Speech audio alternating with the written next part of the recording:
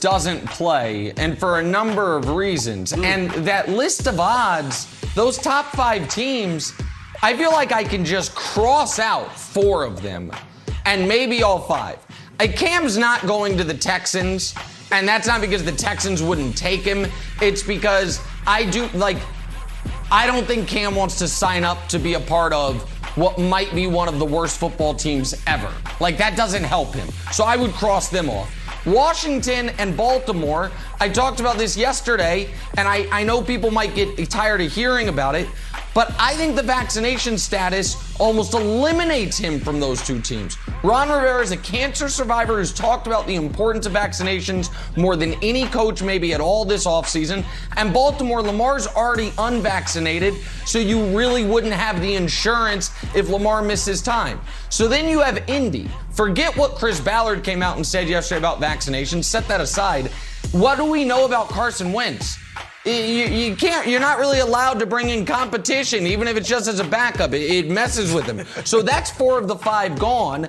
So then there is the Cowboys, and Broussard, I know you're high on that, and he obviously is a better option than any of their 2 backups.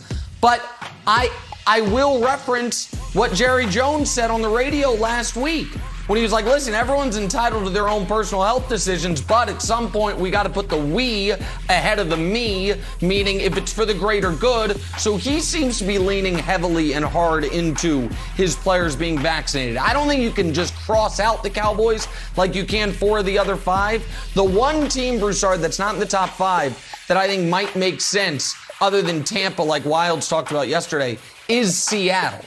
There would be no quarterback controversy because Russ is obviously entrenched. Pete Carroll has brought in, big personalities before, and their backup right now is Geno Smith. The problem from Cam's perspective is Russell Wilson never misses games, doesn't miss snaps, and so you really wouldn't be signing up to play most likely. But no, I think it's more likely than not that Cam is not on a team this year. All right, Nick, as much as I think there are places that make sense, I think Seattle, that was a good suggestion by you. Obviously, I brought up Dallas earlier. Lamar, backing up Lamar in Baltimore would fit. And I love Kevin Wild's suggestion yesterday about Tampa Bay. I think that makes all the sense in the world. But with all of that said, I still am with you, Nick, in that I don't think he's playing this year. Even though it makes sense, I don't think he's playing. Number one, and you brought it up, the vaccination. All right, if he didn't get vaccinated for Bill Belichick with a chance to start, why in the world, what makes us think he's going to go get vaccinated for some other situation? And I can't imagine why a team would bring in an unvaccinated backup. It just doesn't make sense. So I think that's a huge thing.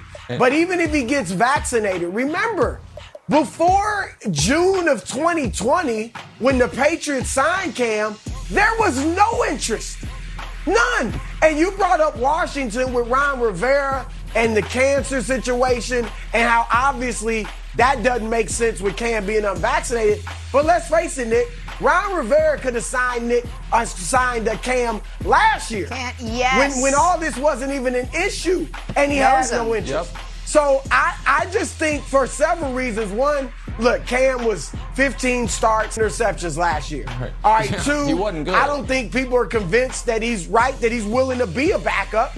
Even if he says it, I think people will be skeptical. Well, does he really mean it? We know he still wants to play. He's still a superstar and a celebrity. So I just think all of those things combined, Jenna, are why I don't think we'll see Cam Newton. Nick, if you want to comment, I don't think we'll see him in the league next year. Yeah, just 2 very small.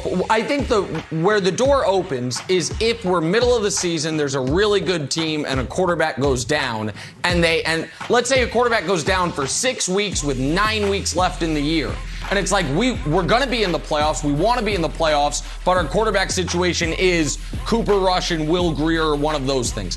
The other element, Jenna, and this is a point you harped on this offseason about Cam, is he was supposed to be better positioned this year because he had a year in the Patriot offense. Well, that's now all gone.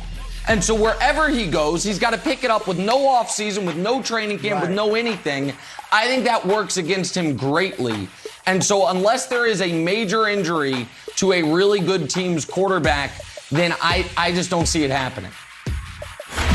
Yeah, not many options. Maybe Atlanta. I don't know. It's a possibility. Hey, let's head here to New York, talk some Zach Wilson. The Jets rookie quarterback was on the receiving end of some high praise from Tony Romo, who said, I actually think Zach Wilson with the Jets is going to turn that franchise around.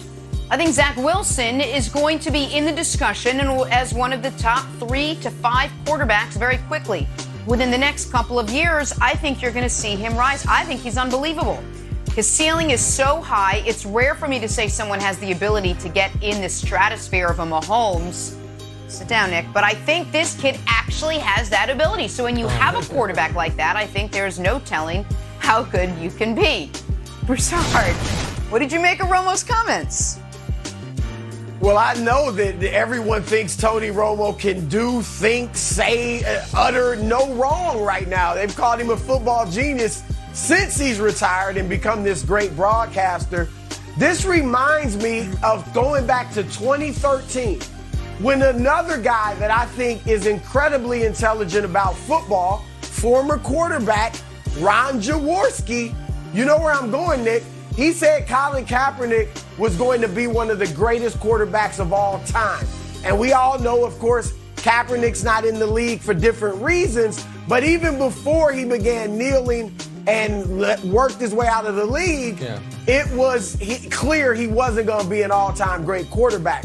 So this is just premature. And I like Zach Wilson. And so I do think he can be good. I think he's the best quarterback the Jets have drafted in a long time.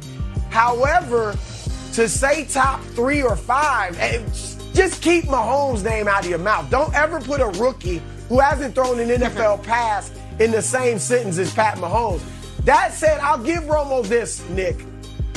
When you realize, okay, yeah, Tom Brady's 44, he'll be retiring at some point. Aaron Rodgers is about to be 38 in December. Deshaun Watson, his future is in flux. Okay, that takes out 3 of the top 5 already.